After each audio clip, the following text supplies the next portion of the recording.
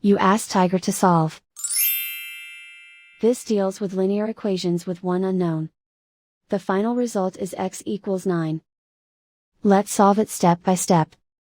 Simplify the expression.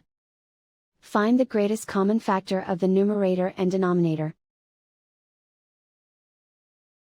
Factor out and cancel the greatest common factor. Swap sides. Isolate the x. Multiply both sides by 15. Group like terms.